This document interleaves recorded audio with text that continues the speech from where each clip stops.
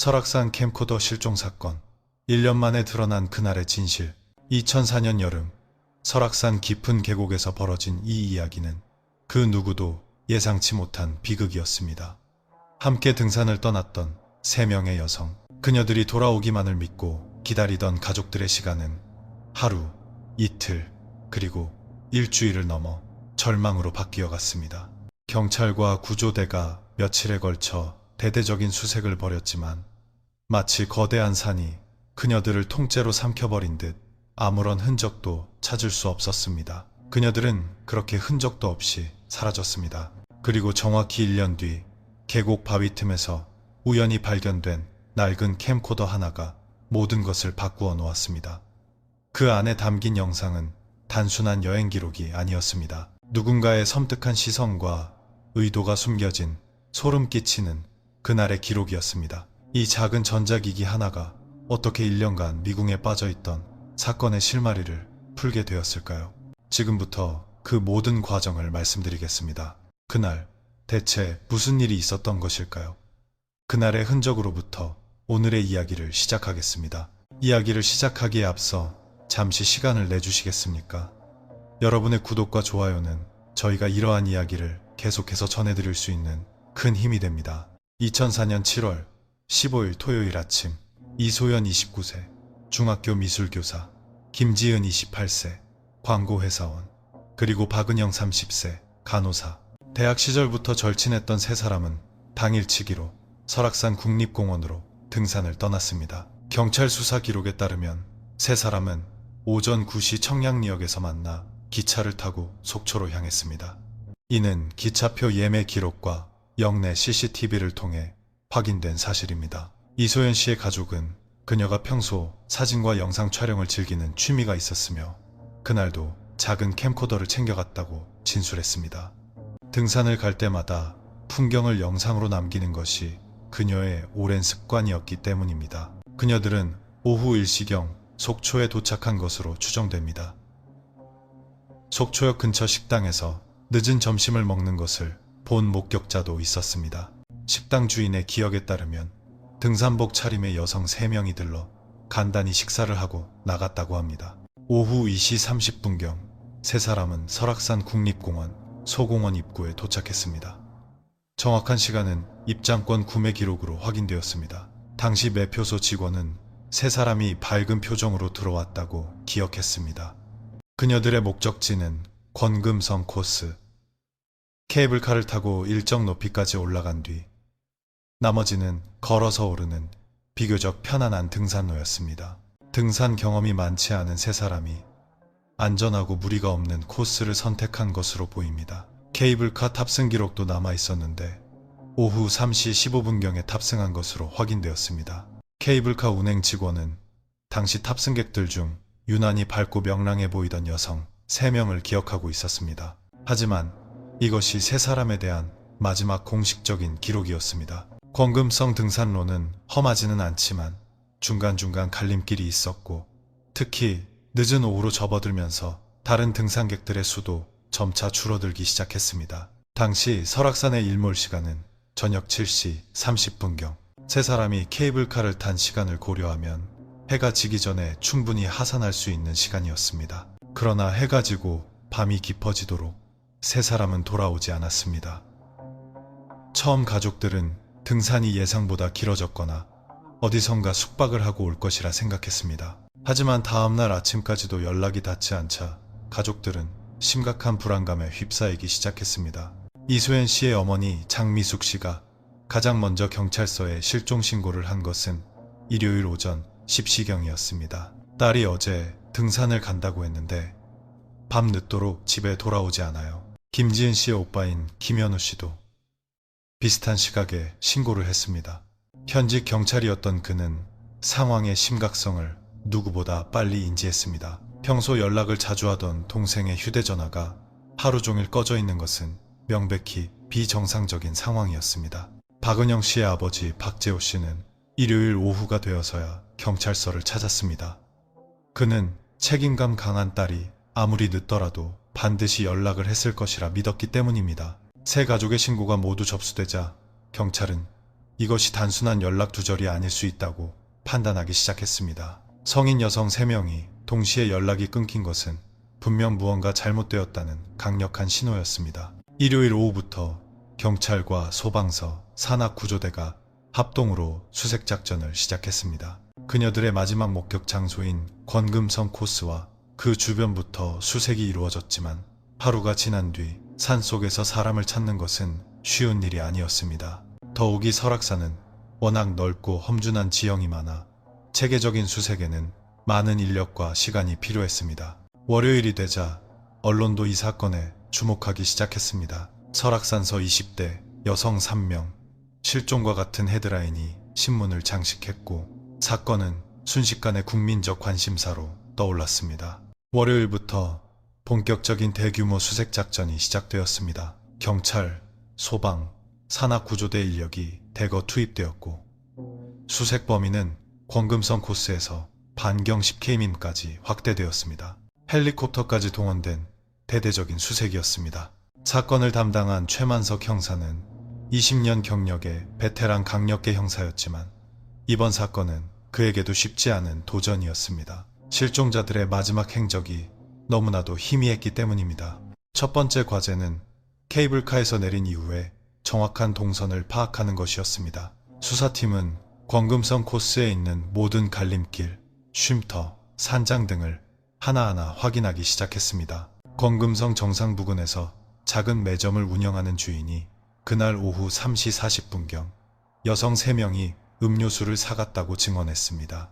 키가 가장 큰 여성이 계산을 했고 3사람 모두 표정이 밝았다고 합니다.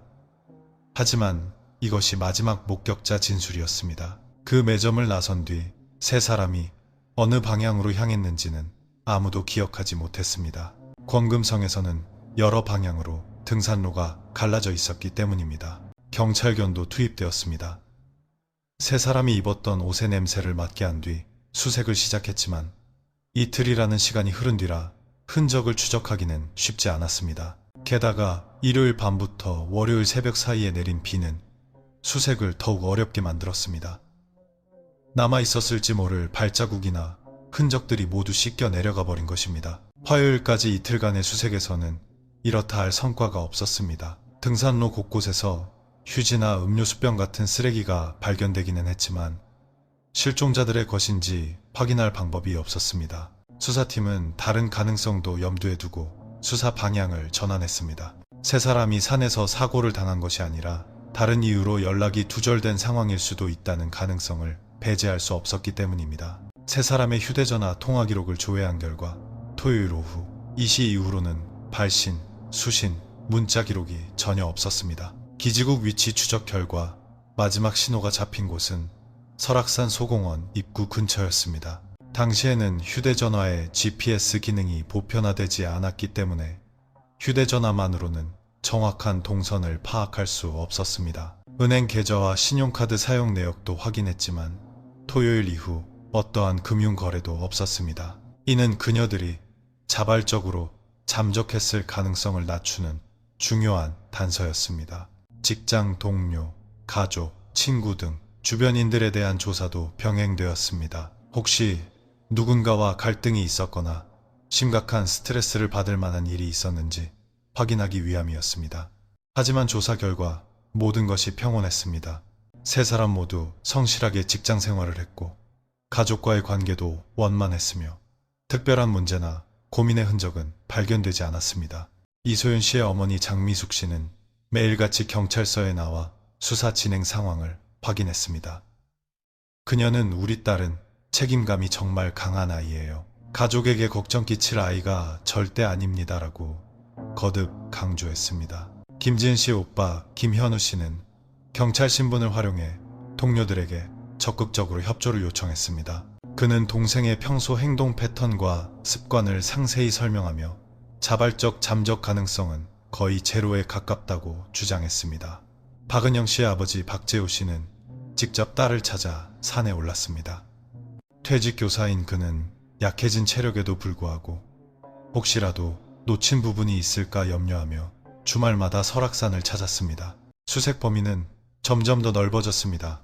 처음에는 권금성 코스에 집중했지만 단서가 나오지 않자 인근의 다른 등산로인 울산바위 코스, 비선대 코스, 토항성 폭포 코스 등으로 확대되었습니다.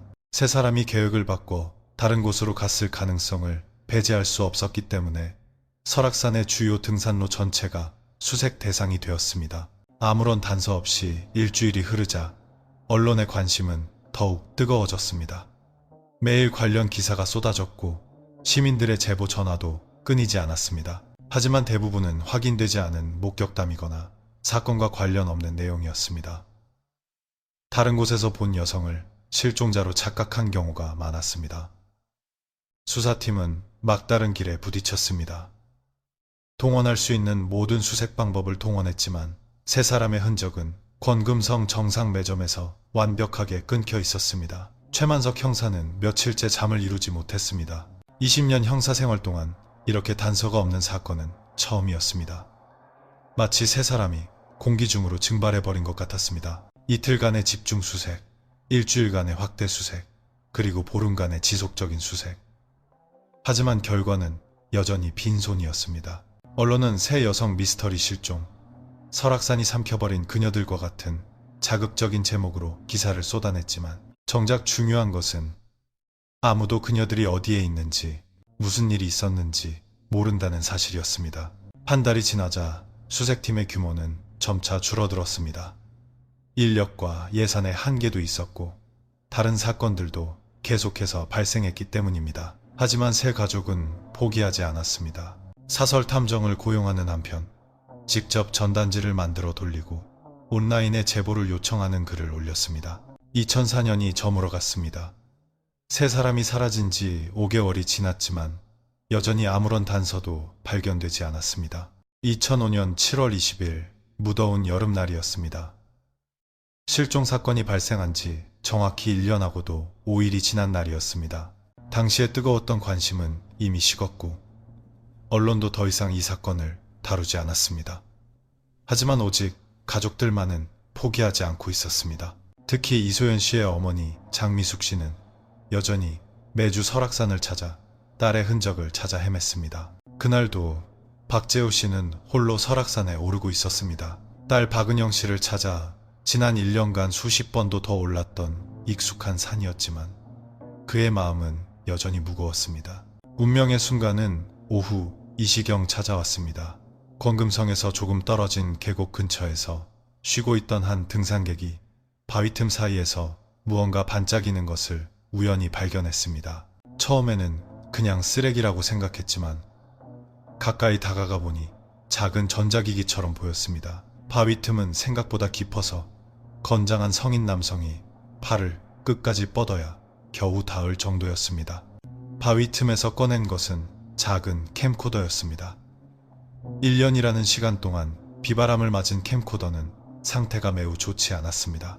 외관은 긁힌 자국으로 가득했고 습기 때문에 일부가 부식되어 있었지만 완전히 부서지지는 않은 상태였습니다. 캠코더를 발견한 등산객은 1년 전 실종된 새 여성 사건과 관련이 있을지도 모른다는 생각에 즉시 국립공원 관리사무소에 신고했습니다. 그 역시 1년 전의 사건을 기억하고 있었던 것입니다. 관리사무소는 즉시 경찰에 연락했고 소식을 들은 최만석 형사는 현장으로 달려갔습니다. 1년 동안 아무런 단서도 없었던 사건에서 처음으로 나타난 물적 증거였기 때문입니다. 현장을 정밀 감식한 결과 캠코더가 발견된 위치는 매우 이상했습니다. 바위 틈은 사람이 쉽게 접근할 수 있는 곳이 아니었고 누군가 의도적으로 숨기지 않고서는 들어갈 수 없는 구조였습니다. 더 중요한 것은 캠코더의 상태였습니다. 1년간 야외에 방치되었음에도 불구하고 내부에 있던 메모리 카드는 비교적 양호한 상태를 유지하고 있었습니다. 방수 기능이 어느 정도 작동한 것으로 보였습니다. 캠코더는 즉시 경찰청 과학수사대로 보내졌습니다.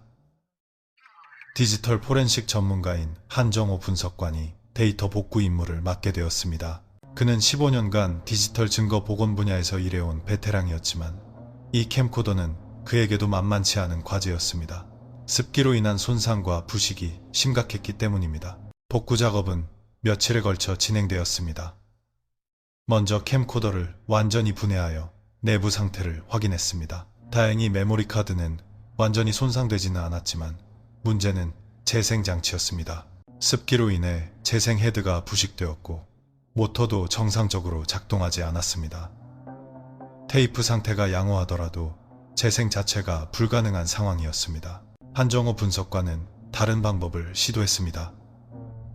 정상적으로 작동하는 동일 기종의 캠코더를 구해 테이프만 옮겨서 재생하는 방법이었습니다. 하지만 이 역시 쉽지 않았습니다.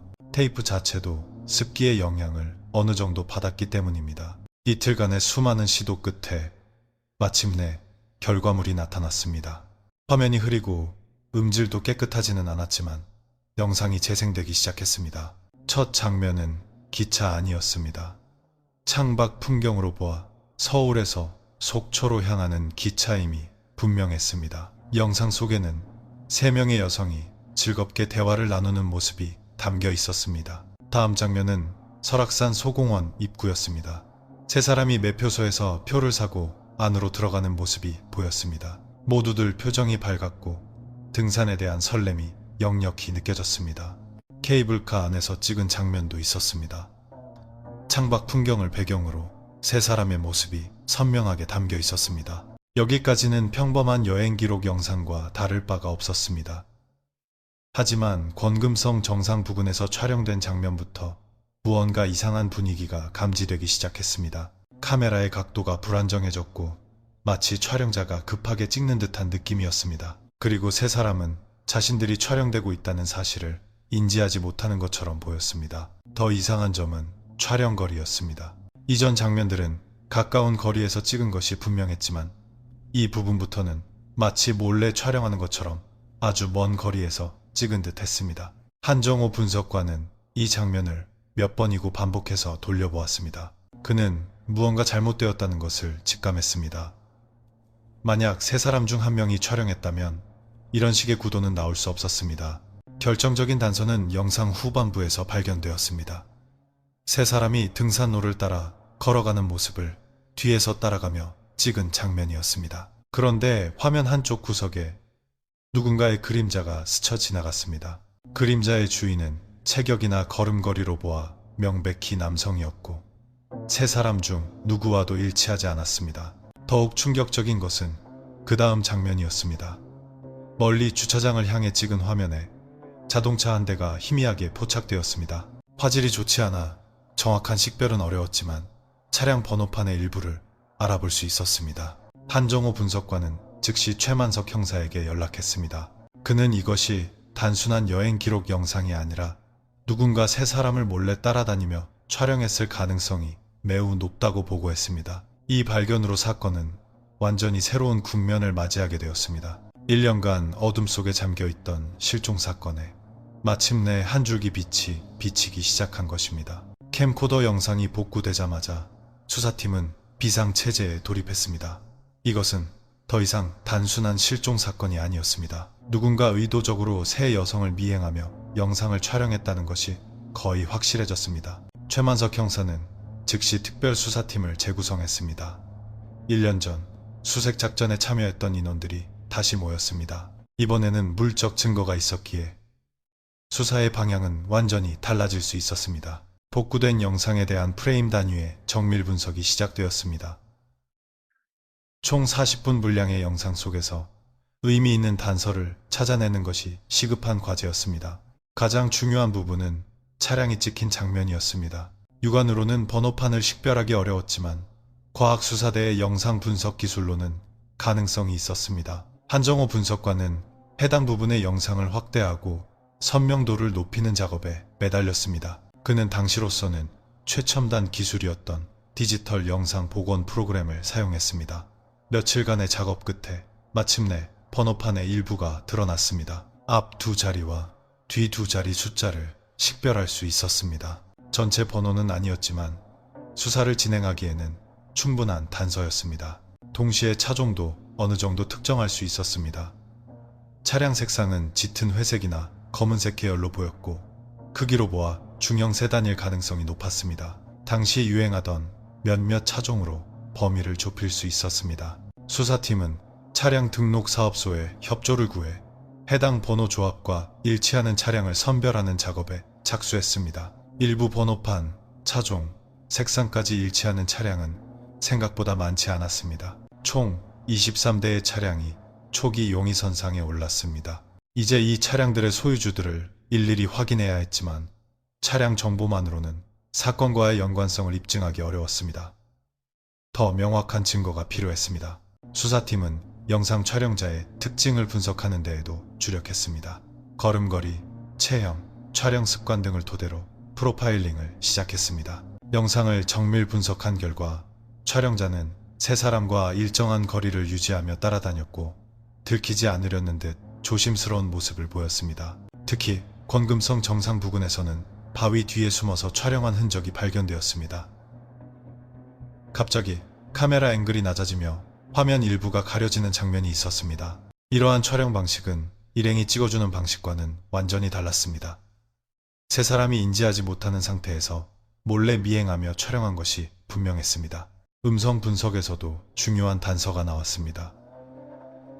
영상에는 간간히 세 여성의 대화 소리가 들렸지만 다른 남성의 목소리는 전혀 들리지 않았습니다. 이 또한 촬영자가 상당한 거리를 두고 있었다는 것을 뒷받침하는 증거였습니다.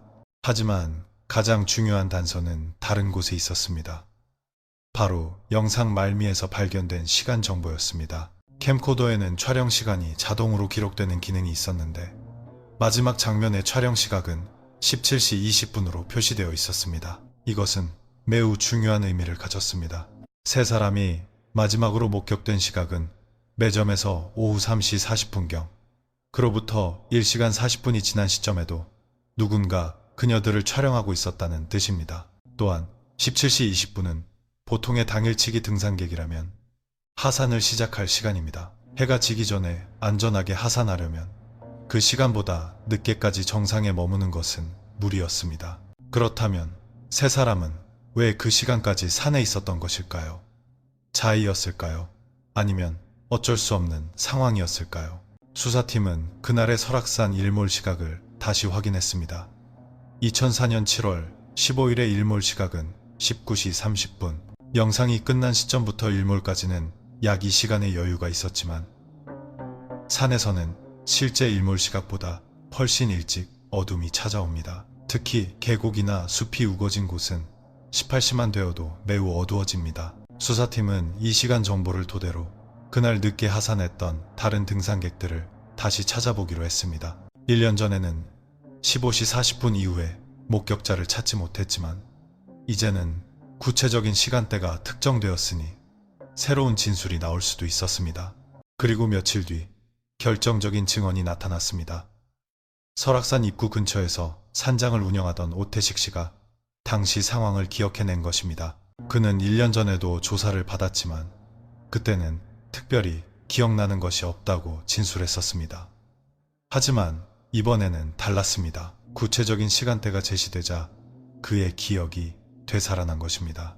오태식 씨는 그날 17시 30분쯤 한 남자가 허겁지겁 혼자서 산을 내려오는 것을 봤어요. 보통 등산객들은 여유롭게 내려오는데 그 사람은 무언가에 쫓기는 듯한 모습이었습니다. 라고 진술했습니다.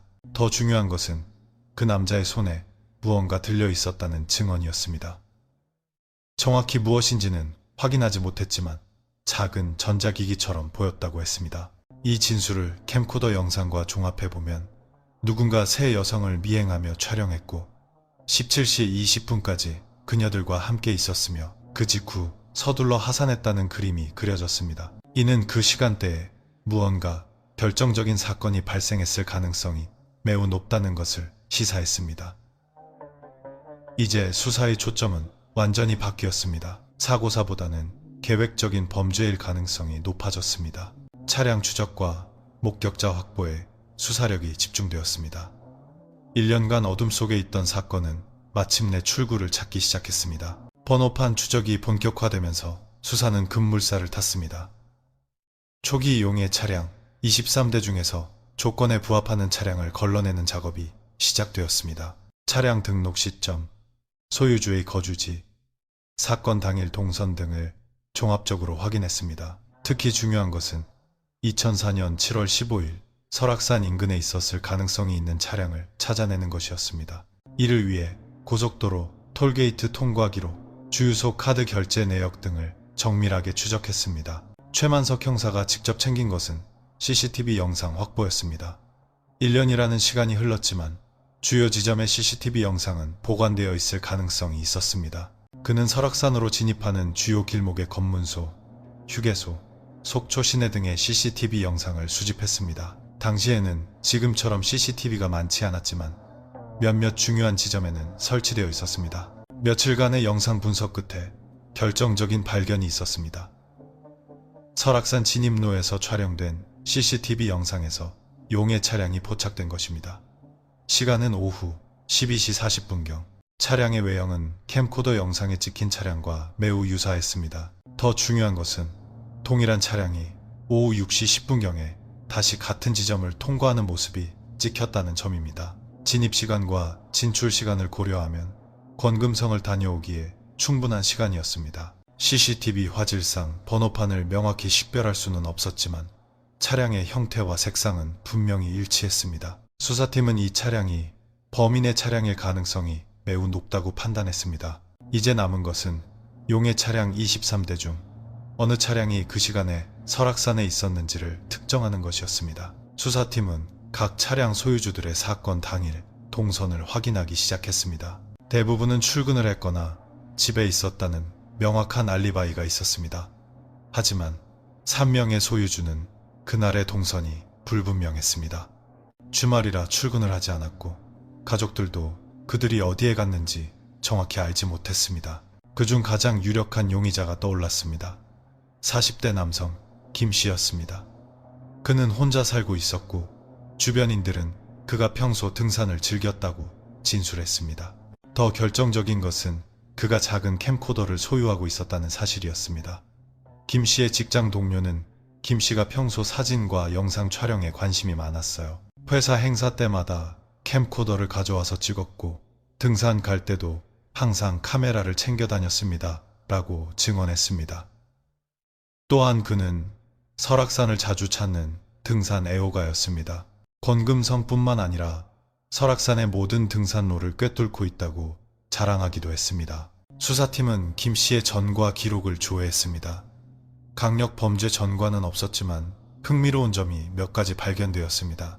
그는 과거 스토킹 관련으로 신고된 적이 있었습니다. 직장 후배 여직원을 따라다녔다는 내용이었는데 당시에는 경고 조치로 끝났지만 이러한 행동 패턴은 이번 사건과 유사점이 있었습니다. 또한 그가 사는 아파트 관리사무소 직원은 김 씨가 평소 이상한 행동을 보일 때가 있었어요. 새벽이나 밤늦게 혼자 외출하는 일이 잦았고 엘리베이터에서 여성을 마주치면 유난히 관심을 보였습니다. 라고 진술했습니다. 이러한 정황들로 미루어 볼 때 김 씨가 사건과 관련되었을 가능성은 매우 높았습니다. 하지만 아직 결정적인 증거는 부족했습니다. 심증만으로는 체포영장을 신청할 수 없었습니다. 수사팀은 명확한 증거를 찾기 위해 김 씨의 주변을 탐문하기 시작했습니다. 그의 집과 차량, 평소 행동 패턴을 면밀히 관찰했습니다.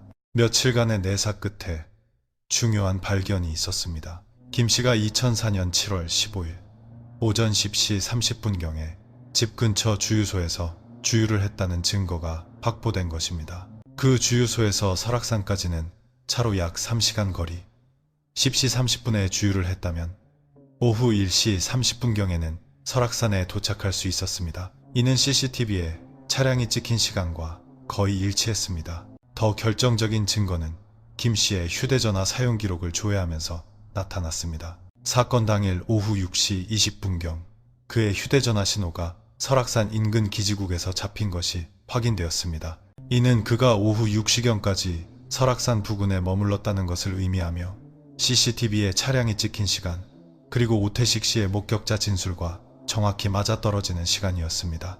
이제 체포영장을 신청하기 위한 증거는 충분히 확보되었습니다. 수사팀은 검찰과 협의하여 체포영장을 신청하기로 결정했습니다. 영장 신청 과정에서 추가적인 사실이 드러났습니다. 김 씨가 사건 발생 후 자신의 캠코더를 처분했다는 사실입니다. 사건 발생 일주일 뒤 중고 매장에 팔았다는 기록이 있었습니다.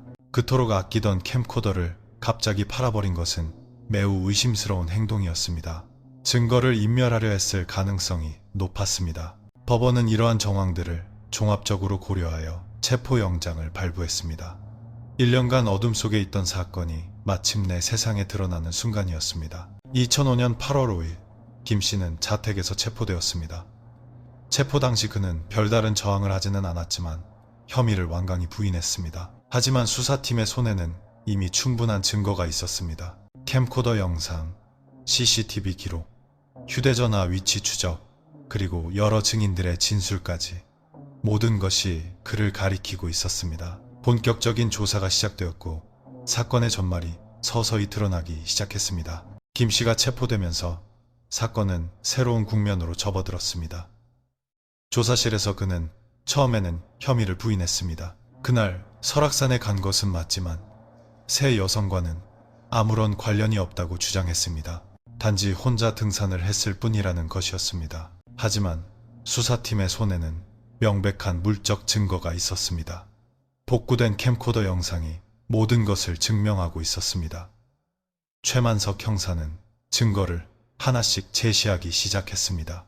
먼저 CCTV에 찍힌 그의 차량 통과 기록, 그 다음은 휴대전화 위치 추적 기록이었습니다.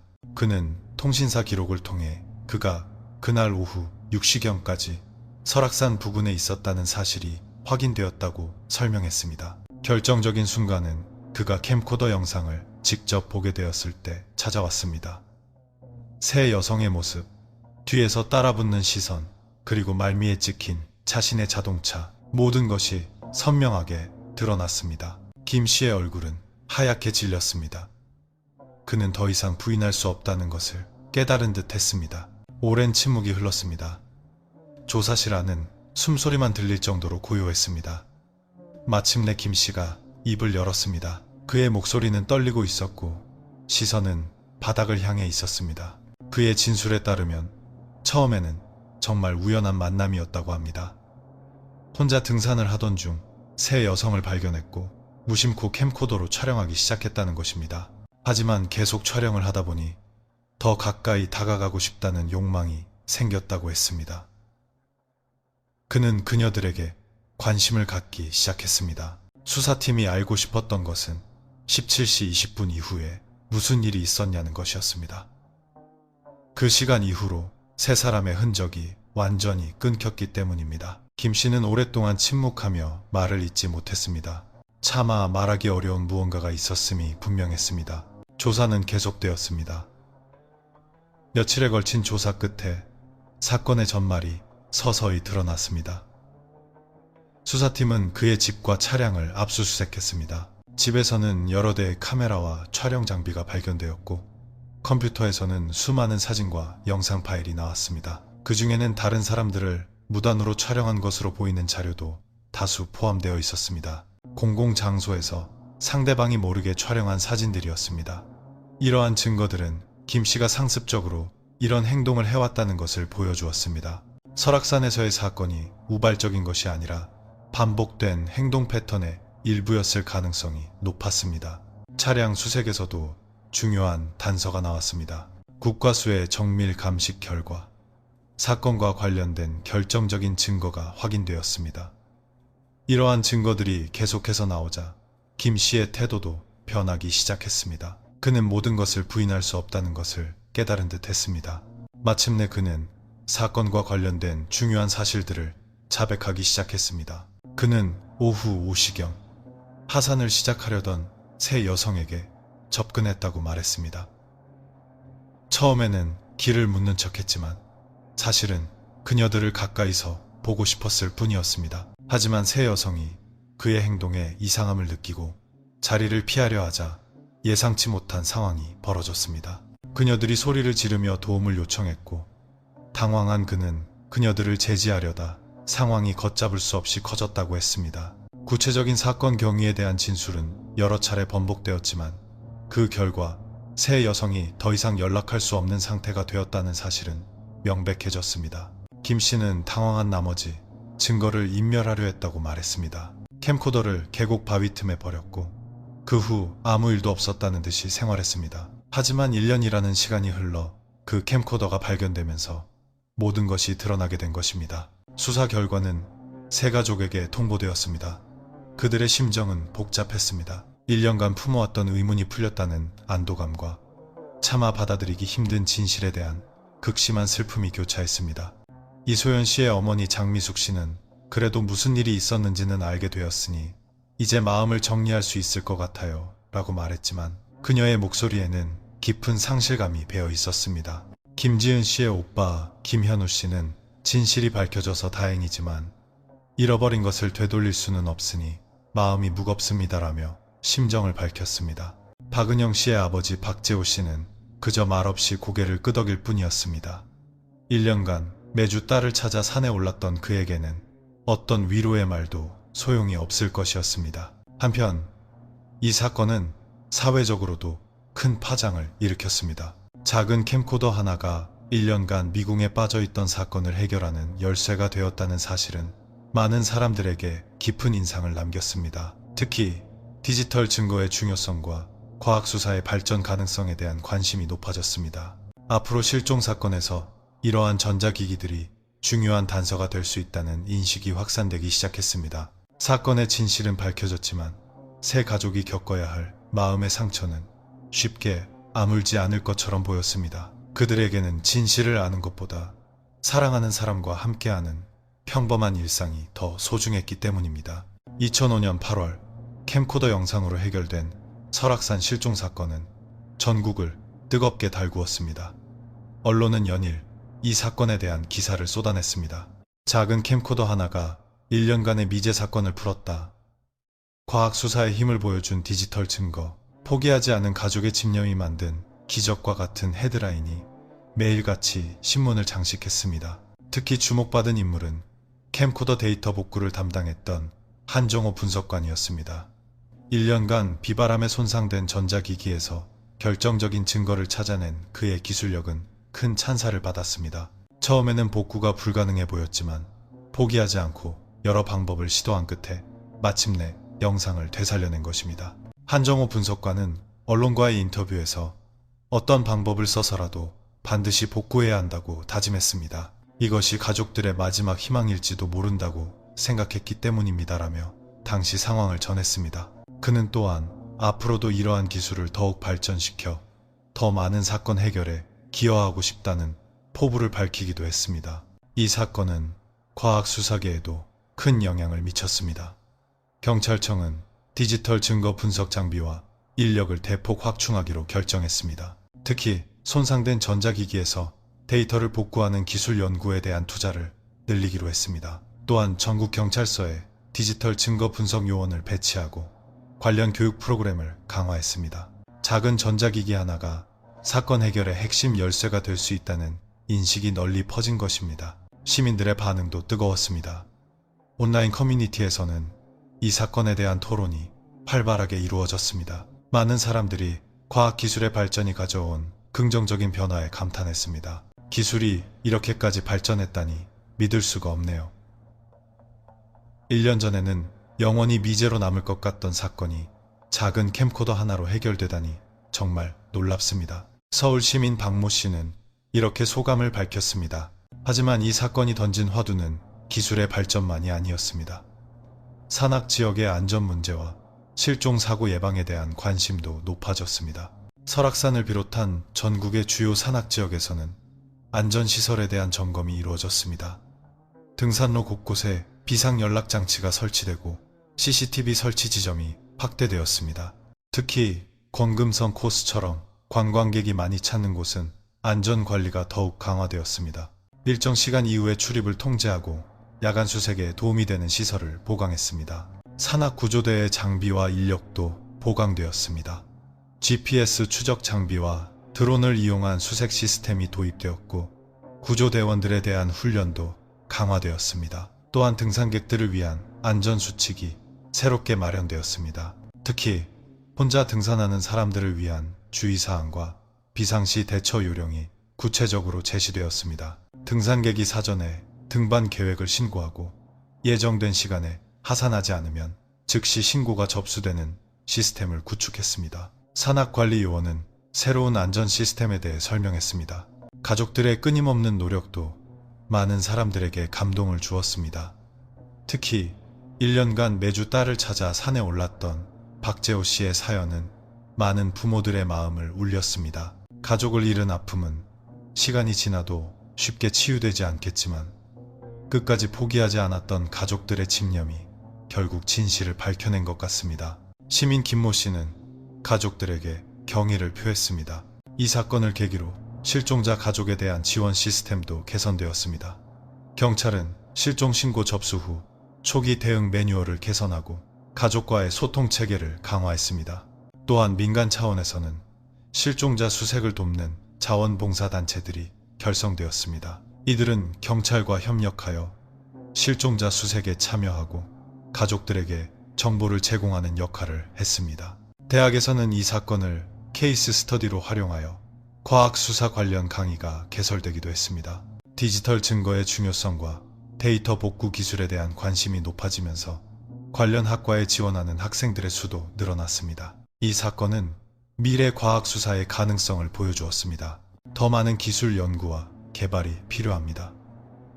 한 대학의 과학수사학과 교수는 이 분야의 발전 방향을 제시하며 말했습니다. 2004년부터 급속도로 보급되기 시작한 휴대전화와 디지털 카메라도 새로운 시각에서 주목받기 시작했습니다. 이러한 전자기기들이 단순한 편의용품이 아니라 중요한 증거가 될 수 있다는 인식이 확산된 것입니다. 휴대전화 제조사들은 데이터 보호 기능을 강화하고 분실이나 파손 시에도 데이터를 복구할 수 있는 기술을 개발하기 시작했습니다. 이 사건은 언론 보도의 중요성을 다시 한번 일깨워주기도 했습니다. 초기 언론의 지속적인 관심과 보도가 있었기에 시민들의 제보와 증언이 이어질 수 있었기 때문입니다. 언론이 포기하지 않고 계속해서 보도했기 때문에 사건이 잊히지 않았습니다. 덕분에 1년이 지난 뒤에도 캠코더를 발견한 시민이 즉시 신고할 수 있었던 것입니다. 최만석 형사는 언론의 역할을 이렇게 평가했습니다. 시민들 사이에서는 등산이나 여행 시 더욱 조심해야 한다는 인식이 높아졌습니다. 특히 여성들의 경우 혼자 다니는 것을 피하고 가족이나 친구와 주기적으로 연락하는 것이 중요하다는 것을 깨닫게 되었습니다. 이 사건이 남긴 가장 중요한 교훈은 포기하지 않는 마음의 중요성이었습니다. 가족들은 포기하지 않고 1년간 찾아 헤맸고 수사팀은 새로운 단서가 나오자 즉시 재수사에 착수했으며 과학수사팀은 손상된 캠코더에서도 귀중한 증거를 찾아냈습니다. 이러한 노력들이 모여 마침내 진실을 밝혀낼 수 있었던 것입니다. 2005년 가을 설악산 캠코더 사건이 해결된 후 우리 사회에는 여러 가지 변화가 시작되었습니다. 가장 먼저 바뀐 것은 경찰의 실종 사건 수사 매뉴얼이었습니다. 이 사건을 통해 전자기기의 중요성이 입증되면서 현장에서 발견되는 모든 전자기기를 확보하고 분석하는 절차가 새롭게 마련되었습니다. 이번 사건을 통해 작은 휴대전화나 카메라 하나도 결정적인 단서가 될 수 있다는 것을 명확히 알게 되었습니다. 경찰청 수사국장은 새로운 매뉴얼을 발표하는 기자회견에서 강조했습니다. 전국의 주요 산악지역도 달라졌습니다. 설악산을 시작으로 지리산, 한라산, 북한산 등 주요 국립공원에는 첨단 안전시설이 대폭 보강되었습니다. 등산로 주요 지점에는 비상통화가 가능한 무선 통신 장비가 설치되었고 헬리콥터가 착륙할 수 있는 긴급 구조 지점이 새롭게 만들어졌습니다. 또한 야간 수색이 가능하도록 조명시설과 탐조 등이 보강되었습니다. 가장 눈에 띄는 변화는 CCTV 설치 확대였습니다. 주요 등산로 입구, 갈림길, 쉼터 주변에 고성능 CCTV가 설치되어 등산객들의 안전을 지키는 역할을 하게 되었습니다. 이제는 어떤 등산객이 언제, 어떤 코스로 산에 올랐는지 정확하게 파악할 수 있습니다. 만약 실종 사고가 발생하더라도 더 빠르고 정확하게 수색할 수 있게 되었습니다. 설악산 국립공원 관리사무소 관계자는 새로운 시설에 대해 자신 있게 설명했습니다. 산악구조대의 장비와 시스템도 획기적으로 개선되었습니다. GPS를 이용한 추적 시스템, 드론을 이용한 항공수색, 적외선 감지 장비를 이용한 야간 수색 등 첨단 기술이 도입되었습니다. 또한 구조대원들의 훈련 프로그램도 강화되었습니다. 디지털 증거 수집 방법, 현장 보존 기법, 가족과의 소통 방법 등을 포함한 통합적인 교육이 이루어졌습니다. 일반 시민들을 대상으로 한 안전교육도 확대되었습니다. 등산 전 안전수칙 교육 이수가 의무화되었고, 특히 혼자 등산하는 사람들을 위한 특별 프로그램이 마련되었습니다. 또한 등반 계획 작성 및 신고 제도가 도입되었습니다. 등산객은 출발 전 예상 등반 코스와 하산 예정 시각을 신고해야 하며, 만약 예정된 시간을 넘어서도 연락이 닿지 않으면 시스템이 자동으로 수색을 시작하게 됩니다. 처음에는 번거롭다고 생각했는데 막상 이용해보니 가족들도 안심하고 저 자신도 더 안전하게 느껴집니다. 평소 등산을 즐기는 시민이 모씨는 새로운 시스템을 긍정적으로 평가했습니다. 과학수사 분야의 발전도 가속화되었습니다. 경찰청은 디지털 포렌식 센터를 대폭 확장하고 관련 전문가 양성에 많은 예산을 투입했습니다. 이후 한정호 분석관은 디지털 증거 복원 기술 개발팀의 팀장으로 승진했습니다. 그가 이끄는 팀은 더욱 고도화된 복원 기술을 개발하여 수많은 미제 사건 해결에 기여했습니다. 앞으로는 물에 빠진 휴대전화나 불에 탄 컴퓨터에서도 데이터를 복구할 수 있는 기술을 개발하고 있습니다. 이번 캠코더 사건은 우리에게 큰 동기부여가 되었습니다. 한정호 분석관은 미래 계획에 대해 설명했습니다. 대학에서도 관련 학과와 연구소가 신설되었습니다. 과학수사학과에 지원하는 학생들이 급증했고, 전자공학이나 컴퓨터공학을 전공하는 학생들도 수사 분야에 관심을 갖기 시작했습니다. 기업들도 이러한 변화에 발맞춰 새로운 제품을 개발하기 시작했습니다. 등산용 GPS 장비, 비상시 위치 신호를 보내는 스마트워치, 내구성을 강화한 휴대전화 등이 인기를 끌었습니다. 특히 대기업들은 최악의 상황에서도 데이터를 보호할 수 있는 기술 개발에 투자했는데, 이는 훗날 우리나라가 관련 분야에서 세계적인 경쟁력을 갖추는 밑거름이 되었습니다. 언론계에서도 실종 사건 보도 방식이 개선되었습니다. 단순히 자극적인 내용보다는 가족들의 심정을 고려하고 수사에 도움이 되는 방향으로 보도하는 가이드라인이 마련되었습니다. 이번 일을 통해 언론의 지속적인 관심이 사건 해결에 얼마나 큰 도움이 되는지 명확히 알게 되었습니다. 앞으로는 책임감을 가지고 보도하겠습니다. 이 사건을 집중적으로 취재했던 한 기자는 이렇게 소감을 밝혔습니다. 가장 큰 변화는 사람들의 인식이었습니다. 많은 사람들이 실종사건 발생 시 초기 대응의 중요성, 가족들의 끊임없는 노력의 의미, 그리고 작은 단서 하나라도 소중히 여겨야 한다는 점을 깨닫게 되었습니다. 이 사건을 통해 포기하지 않으면 길이 있다는 것을 배우게 되었습니다. 이소연 씨의 어머니 장미숙 씨는 1년 뒤 언론과의 인터뷰에서 이렇게 말했습니다. 그녀는 현재 실종자 가족을 돕는 시민단체에서 활동하고 있습니다. 김지은 씨의 오빠 김현우 씨는 경찰 내에 실종사건 전담팀을 만드는데 기여했습니다. 그는 자신의 경험을 바탕으로 가족과 수사기관 간의 소통을 원활하게 하는 시스템을 구축했습니다. 박은영 씨의 아버지는 산악안전 전문 강사로 변신했습니다. 그는 전국을 돌며 등산 동호회에 안전한 등산의 중요성을 강연하고 있습니다. 딸을 찾으며 제가 배운 것들을 다른 사람들과 나누고 싶습니다. 다시는 이런 일이 반복되어서는 안 됩니다. 박재호 씨의 강연은 많은 등산객들에게 깊은 감동을 주었습니다. 2006년에는 이 사건을 모티브로 한 영화와 드라마가 제작되기도 했습니다. 과학수사의 중요성과 가족의 의미를 다룬 작품들은 많은 시청자들의 공감을 얻었습니다. 해외에서도 이 사건에 주목했습니다. 특히 일본과 대만 등지에서는 우리나라의 디지털 증거 분석 기술을 배우기 위해 전문가를 파견하기도 했습니다. 10년이 훌쩍 넘은 지금도 이 사건이 남긴 교훈은 우리 사회 곳곳에서 빛나고 있습니다. 포기하지 않는 집념, 과학기술의 올바른 활용, 그리고 서로를 향한 따뜻한 관심이 모일 때 기적이 일어날 수 있다는 것을 보여준 사례로 기억되고 있습니다. 설악산 그 계곡에는 지금 작은 추모비가 하나 세워져 있습니다. 포기하지 않는 사랑이 만든 기적이라는 문구가 새겨진 이 추모비는 많은 등산객들에게 안전의 중요성을 일깨워주고 있습니다. 그리고 무엇보다 우리가 이 사건을 통해 배운 교훈은 앞으로도 계속해서 이어질 것입니다. 가족들이 말했듯이 끝까지 포기하지 않는 것이야말로 진실로 향하는 유일한 길입니다. 우리는 어떤 어려움 속에서도 희망을 잃지 말아야 한다는 것을 기억해야 합니다. 2004년 여름 설악산에서 시작된 이 이야기는 단순한 실종 사건 해결 기록 이상의 깊은 의미를 담고 있습니다. 작은 캠코더 하나가 1년간 미궁에 빠져있던 사건을 해결한 과정은 과학기술의 놀라운 발전을 보여주었지만 그보다 더 중요한 것은 포기하지 않는 인간의 의지였습니다. 그것은 가족들의 끊임없는 노력과 수사팀의 집념, 그리고 시민들의 관심이 한데 모여 이뤄낸 결과였습니다. 잃어버린 것을 되돌릴 수는 없었지만 적어도 진실은 밝혀낼 수 있었습니다. 이 사건이 우리에게 던지는 첫 번째 메시지는 희망을 잃지 않는 것의 중요성입니다. 1년이라는 긴 시간 동안 아무런 단서도 없었지만 가족들은 포기하지 않았습니다.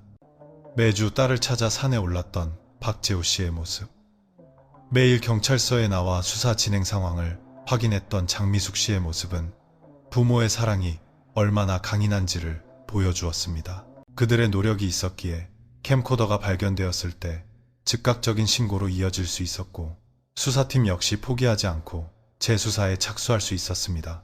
만약 가족들이 중간에 포기했다면 이 사건은 영원히 미제로 남았을지도 모릅니다. 두 번째 메시지는 과학기술의 올바른 활용입니다.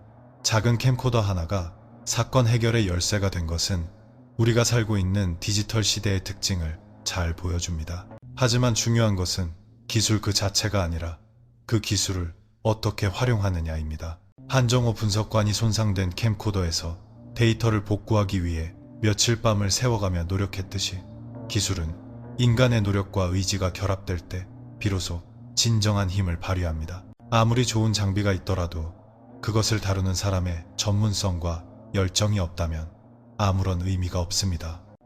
세 번째 메시지는 사회 구성원들의 연대와 협력입니다. 이 사건은 어느 한 사람의 힘으로 해결될 수 없었습니다. 경찰, 과학수사팀, 언론, 그리고 일반 시민들이 모두 협력했기에 가능했습니다. 캠코더를 발견한 등산객이 즉시 신고한 것, 오태식 씨가 1년 전의 기억을 되살려 증언한 것, 언론이 지속적으로 관심을 갖고 보도한 것, 이 모든 것들이 모여 단서가 되었습니다. 우리 사회가 직면한 많은 문제들도 마찬가지입니다. 개인의 노력만으로는 해결하기 어려운 일들이 많지만 사회 구성원들이 서로 관심을 갖고 힘을 보탠다면 불가능해 보이는 일도 가능해질 수 있습니다. 네 번째 메시지는 안전에 대한 인식입니다. 이 사건을 계기로 우리 사회는 산악안전시설을 대폭 강화하고 등산객들에 대한 안전교육을 강화했습니다. 하지만 가장 중요한 것은 개개인의 안전의식입니다. 아무리 좋은 시설과 시스템이 갖추어져 있더라도 그것을 이용하는 사람이 안전수칙을 지키지 않으면 소용이 없습니다. 사전에 등반 계획을 알리는 것, 정해진 시간에 연락을 하는 것, 위험한 상황에서 무리하지 않는 것, 이러한 기본적인 수칙들이 생명을 구할 수 있습니다. 다섯 번째 메시지는 진실의 가치입니다. 세 사람을 다시 살려낼 수는 없었지만 가족들에게는 무슨 일이 있었는지 알게 된 것만으로도 큰 위로가 되었습니다. 모른다는 것만큼 고통스러운 것은 없기 때문입니다. 우리 사회에는 아직 진실이 밝혀지지 않은 사건들이 많이 남아 있습니다.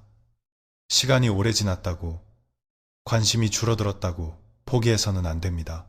진실을 밝히려는 노력은 계속되어야 하며 그러한 노력들이 모여 더 나은 사회를 만들 수 있습니다. 여섯 번째 메시지는 기술 발전의 양면성에 대한 인식입니다. 이 사건에서 캠코더는 사건 해결의 열쇠가 되었지만 동시에 범죄의 도구로 사용되기도 했습니다. 기술 그 자체는 선하지도 악하지도 않습니다. 중요한 것은 그것을 어떻게 사용하느냐입니다. 우리는 지금 훨씬 더 발전된 기술에 둘러싸여 살고 있습니다. 스마트폰으로 언제든지 촬영을 할 수 있고 인터넷을 통해 전 세계와 연결될 수 있습니다. 이러한 기술들은 우리의 삶을 더 편리하고 안전하게 만들어줄 수 있지만 잘못 사용하면 다른 사람에게 큰 상처를 줄 수도 있습니다. 일곱 번째 메시지는 언론의 책임입니다. 이 사건에서 언론의 역할은 매우 중요했습니다. 지속적인 관심과 보도가 있었기에 대중의 관심이 이어졌고 캠코더가 발견되었을 때 즉각적인 신고로 이어질 수 있었습니다. 하지만 언론은 단순히 흥미 위주로만 보도해서는 안 됩니다. 피해자와 가족들의 심정을 고려하고 수사에 도움이 되는 방향으로 보도해야 합니다. 언론의 힘은 크기 때문에 그만큼 책임도 크다는 것을 잊지 말아야 합니다. 8번째 메시지는 교육의 중요성입니다. 이 사건을 계기로 과학수사 분야에 대한 관심이 높아졌고 관련 학과에 지원하는 학생들도 늘어났습니다.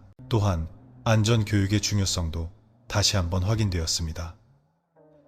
교육은 사회를 변화시키는 가장 근본적인 힘입니다. 우리는 올바른 교육을 통해 다음 세대가 더 안전하고 정의로운 사회를 만들어갈 수 있도록 도와야 합니다. 과학기술 교육과 더불어 윤리와 안전에 대한 교육이 함께 이루어져야 합니다. 9번째 메시지는 제도 개선의 필요성입니다.